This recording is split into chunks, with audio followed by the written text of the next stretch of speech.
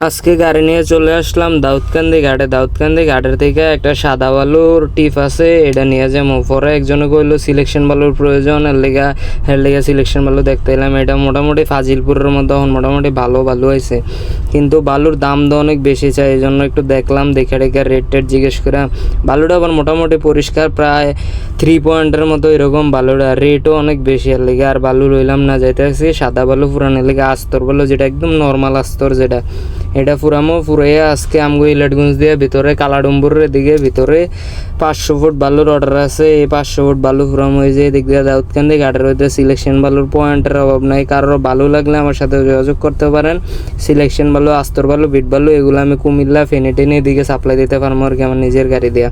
যাক এখন আস্তর বালুর পয়েন্টে এলাম, আইয়া গাড়ি লোড করাম, স্লিপ টিলিপ কাটতে আইয়া এই যে বেকু দিয়ে গাড়ি লোড করে রাইতেছে। আমার গাড়ির বডি ছোট, 400 ফুট বডি তো, এর লেগে প্রথমে ফুল বডি 400 ফুট মারলাম। এই যে বালুটা মোটামুটি পরিষ্কার, হালকা মোটা।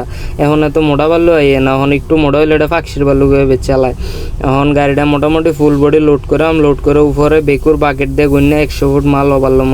যে বেকুর বাকেট হচ্ছে 40 ফুট, 2 বাকেট মাল ফুরানোর পরে আরও আধা বাকেট মাল ফুরাইয়া মোট টোটাল 100 ফুট মাল আমার নিজেরটা নিজে বুঝা নিলাম। বুঝা এখন কেড়ে দেয়া গেছে, ভাই টাকা দিয়ে বালু কিনছি, 1 ফুট বালু কাউরে কম দিয়ে লাভ নাই। এর লেগে সুন্দর করে বালুর পরিমাপটা বুঝা নিলাম, নিয়ে তেরফাল বাইন্দা এখন আস্তে আস্তে গাড়ির দিকে বাইর হয়ে যাইতেছি। বাইর হইয়া সামনের দিকে আইয়া তেল ফুরাইতে গাড়ির ভিতরে। যখন ঘুরি ফুরাই দিয়ে দিকে একটা ট্রেলার গাড়ির লগে ঝামেলা লাগে রয়েছে, এদিকে লোকাল একটা নোয়া গাড়ির। তো এটা দেখা তারপর এই যে পাম্পে গাইছি, আইয়া এখন কইতেছি যে তাড়াতাড়ি তেল ফুরাই টিপটা গিয়ে নামাই দেই। নামাই আবার আজকে মেঘনা হলসিমে যাওয়ান লাগবে। এখন আস্তে আস্তে দেখতে যে আমাদের ইলেটগঞ্জ চলে আসছি। ইলেটগঞ্জ মুরাদনগর রাস্তা দিয়ে এদিক দিয়ে ভিতরে ঢুকবো। এদিক দিয়ে রাস্তার কাজ করে দেখে প্রচুর পরিমাণে জাম লাগে থাকে, প্রতিদিন 1-1.5 ঘন্টা জাম লাগিয়া জাম ঠেলা যাওয়া লাগে।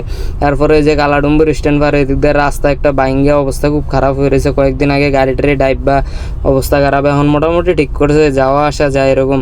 রাস্তার কাজটা যতদিন হইতো না ততদিন এদিক দিয়ে মানুষ অনেক কষ্ট ভোগ করণ লাগতেছে।